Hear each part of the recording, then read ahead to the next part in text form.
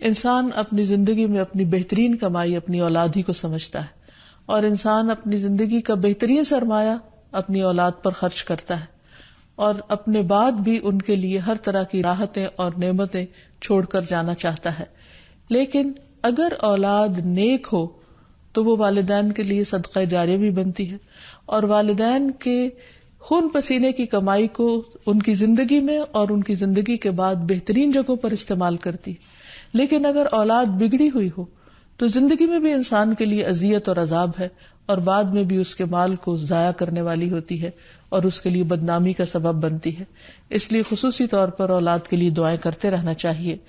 نبی صلی اللہ علیہ وسلم نے فرمایا 3 قسم کے لوگوں کی دعائیں قبول ہوتی ہیں اور ان کی قبولیت میں کوئی شک و شبہ نہیں: مظلوم کی دعا، مسافر کی دعا، اور والد کی دعا اپنی اولاد کے لیے.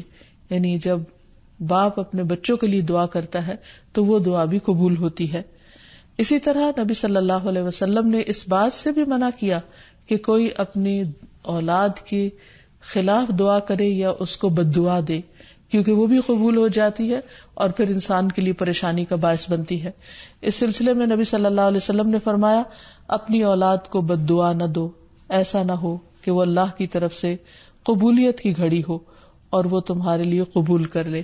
اور اگر انسان کی ایسی دعا قبول ہو جائے تو پھر انسان کے لیے سخت پریشانی کا باعث ہو سکتی ہے یہ بات. پھر اسی طرح یہ ہے کہ اگر کسی کی اولاد نہ ہو تو اس کے لیے بھی دعا سکھائی گئی ہے، اور وہ دعا ابراہیم علیہ السلام کی دعا ہے جس میں وہ کہتے ہیں: رب ہب لی من الصالحین، اے میرے رب مجھے نیک اولاد عطا فرما، صالح لوگوں میں سے عطا فرما. فبشرناہ بغلام حلیم، تو ہم نے اسے ایک بردبار بیٹے کی بشارت دی.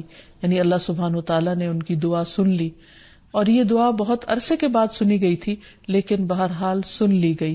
ابراہیم علیہ السلام اللہ کے دوست تھے اور مستجاب الدعوات تھے، ان کی دعائیں قبول ہوتی تھی. لیکن یہاں یہ بات بھی پتہ چلتی ہے کہ دعا کی قبولیت کا مطلب یہ نہیں کہ جس وقت انسان منہ سے کوئی بات نکالے اسی وقت پوری ہو جائے. اس کی پورے ہونے میں بعض اوقات کئی سال گزر سکتے ہیں، جیسے ہم دیکھتے ہیں یوسف علیہ السلام کے واقعے میں، ابراہیم علیہ السلام اور دیگر پیغمبروں کے سلسلے میں.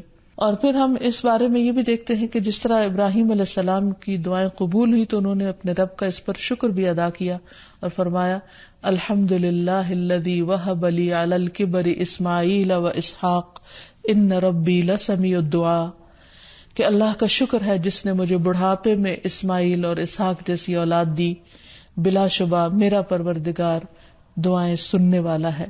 اور حقیقت یہ ہے کہ اللہ تعالیٰ پیغمبروں کی بھی سنتا ہے اور پیغمبروں کے علاوہ باقی لوگوں کی بھی دعائیں سنتا ہے. اس لیے اولاد کی طرف سے کبھی بھی مایوس نہیں ہونا چاہیے، نہ ہونے کی شکل میں بھی اور ہونے کے بعد ان کی نیکی اور خیر اور بھلائی کے سلسلے میں بھی. اور اس میں ہم دیکھتے ہیں کہ زکریا علیہ السلام کی بھی اولاد نہیں تھی تو وہ بھی بڑھاپے تک مایوس نہیں ہوئے اور دعا مانگتے رہے.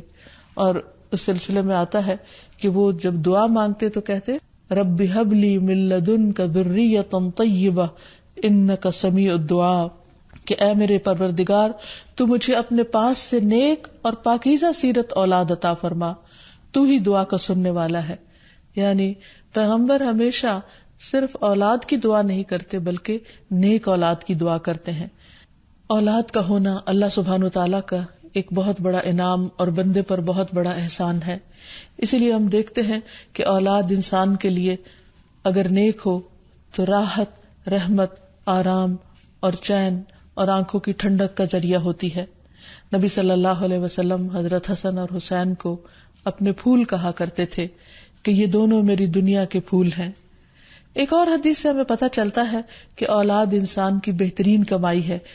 فرمایا: ان اولادکم من اطیب کسبکم، تمہاری اولاد تمہاری سب سے بہترین کمائی ہے، بس اپنی اولاد کی کمائی میں سکھاؤ. یعنی وہ انسان کے لیے حلال ہے، جائز ہے. پھر اسی طرح بیٹیاں جو ہیں ان کی تعلیم و تربیت اور ان کی پرورش بھی ایک بہت خیر و بھلائی اور جنت کمانے کا ذریعہ ہے.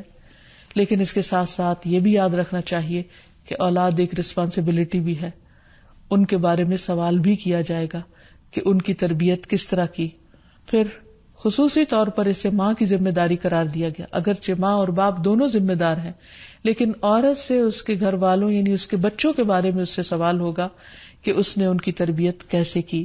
تو اس لیے ہم سب پر لازم ہے کہ ہم اپنے بچوں کی دینی اور دنیاوی دونوں طرح سے بہترین تربیت کرنے کی کوشش کریں. تو آخر میں ہم دیکھتے ہیں کہ جو دعائیں ہمیں خاص طور پر اولاد کے لیے مانگنی چاہیے وہ ان کی نیکی، تقوی اور اصلاح کی ہیں، پیدائش سے پہلے بھی اور بعد میں بھی. پیدائش سے پہلے ربی ہب لی من الصالحین، کہ اے رب مجھے صالح اولاد عطا کر. ربی ہب لی من لدنک ذریۃ طیبہ انک سمیع الدعاء، اے میرے پروردگار مجھے اپنی طرف سے نیک اور پاکیزہ اولاد عطا فرما، بے شک تو ہی دعا کا سننے والا ہے. پھر اسی طرح اولاد کو شیطان سے محفوظ رکھنے کی دعا بھی کرنی چاہیے، جس طرح حضرت مریم کی والدہ نے ان کی پیدائش سے پہلے دعا کی. پھر اسی طرح اپنی اولاد کو شیطان مردود سے بچانے کی بھی دعا کرنی چاہیے، جیسے حضرت مریم علیہ السلام کی والدہ نے ان کی پیدائش کے وقت یہ دعا مانگی تھی، وَإِنِّي أُعِيذُهَا بِكَ وَذُرِّيَّتَهَا مِنَ الشَّيْطَانِ الرَّجِيمِ، اور بے شک میں اس کو اور اس کی اولاد کو شیطان مردود سے تیری پناہ میں دیتی ہوں. پھر اسی طرح ایسی اولاد مانگنی چاہیے کہ جو انسان کے لیگیسی کو آگے لے کر چل سکے اور اس کے علمی ورثے کو سنبھالنے والی ہو، جیسے زکریا علیہ السلام نے دعا کی تھی. پھر اسی طرح اولاد کے اللہ تعالیٰ کے راستے میں قبول ہونے کی بھی دعا کرنی چاہیے، جیسے حضرت مریم کی والدہ نے ان کے لیے دعا کی تھی کہ ربی انی نذرت لک ما فی بطنی محررا فتقبل منی، کہ اے میرے رب بے شک میں نے تیرے لیے اس کی نظر مانی ہے جو میرے پیٹ میں ہے کہ میں آزاد چھوڑ دوں گی، سو مجھ سے قبول فرما، بے شک تو سب کچھ سننے سب کچھ جاننے والا ہے. پھر اسی طرح اولاد کی دینی دنیاوی ضروریات پوری کرنے کی بھی دعا مانگنی چاہیے. اے ہمارے پروردگار، میں نے اپنی اولاد کے ایک حصے کو تیرے قابل احترام گھر کے پاس ایسے میدان میں لا بسایا جہاں کوئی کھیتی نہیں، تاکہ وہ نماز قائم کریں. پروردگار بعض لوگوں کے دلوں کو ان کی طرف مائل کر دے، انہیں کھانے کو پھل مہیا فرما، توقع ہے کہ یہ شکر گزار رہیں گے. اسی طرح ابراہیم علیہ السلام نے اپنی اولاد کے کھانے میں برکت کی دعا کی، اللہم بارک لہم فی اللحم والماء، اے اللہ ان کے گوشت اور پانی میں برکت نازل فرما.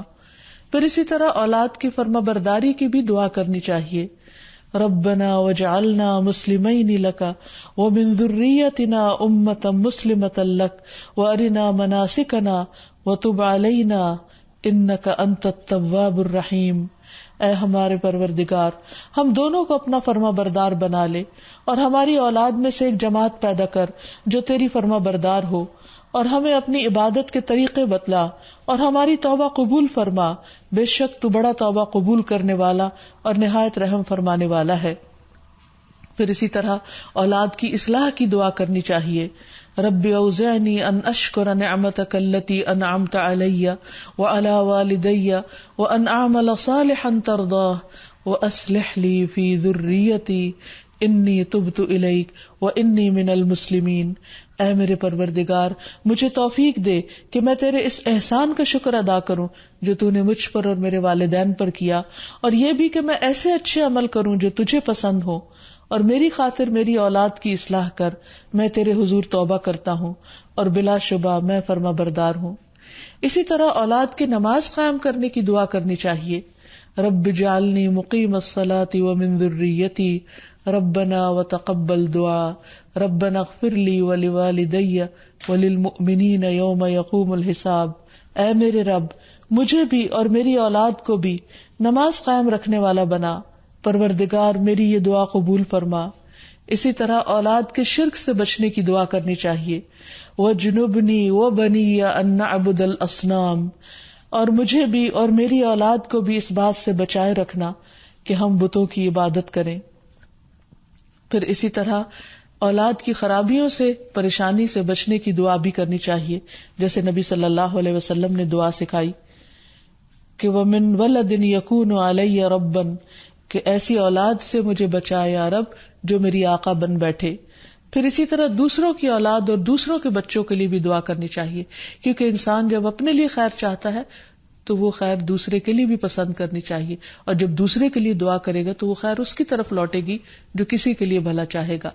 اور اس کے لیے ہم دیکھتے ہیں کہ نبی صلی اللہ علیہ وسلم نے حضرت انس کے لیے خصوصی طور پر دعا کی تھی ان کی والدہ کی فرمائش پر، اللہم اکثر مالہ و ولدہ، اے اللہ اس کے مال اور اولاد میں کثرت کر.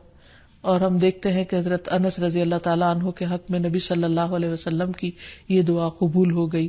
تو اللہ تعالیٰ سے دعا ہے کہ وہ ہمیں اپنے ازواج اور اولاد میں آنکھوں کی ٹھنڈک نصیب کرے، اور یہ دعائیں ہمیں سکھا دے تاکہ ہم اپنی اولاد کی دنیا اور آخرت کی بھلائیاں مانگتے رہیں اور اللہ کی رحمت سے کبھی بھی مایوس نہ ہوں. وآخر دعوانا ان الحمد للہ رب العالمین. السلام علیکم ورحمۃ اللہ وبرکاتہ.